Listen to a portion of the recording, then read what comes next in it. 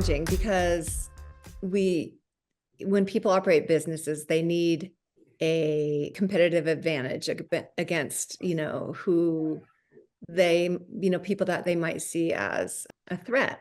But I think the space, generally speaking, is large enough for everybody. And I think collaboration, I truly believe that collaboration can happen on so many different levels. There's a great example that's going on right now in the Netherlands with 80 Acres Farm, Siemens, and Priva, and they've set up a really amazing display incubator hub of what collaboration looks like.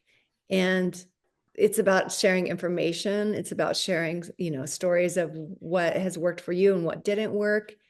And I know it sounds maybe a little cliche to say that, we need to just share information. I'm not saying that we need to share all of our financials or anything like that, but I think that if we are able to come together and not feel so threatened about what is, what resources are available, that, it's really about being honest and just trying to talk about what people are willing to share. But I think that when those moments when we can come together as an industry, we'll realize that it's only going to help the whole industry when we can come together.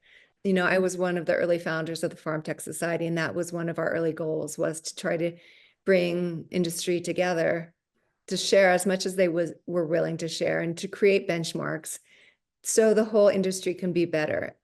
And we're getting there slowly but surely. But I think that as every conversation happens, we all realize that, like I said, I think there's plenty of space for everybody in the industry. So hopefully people will just have faith in the goodness of what everybody's goals really are. And that's just to create a better food system.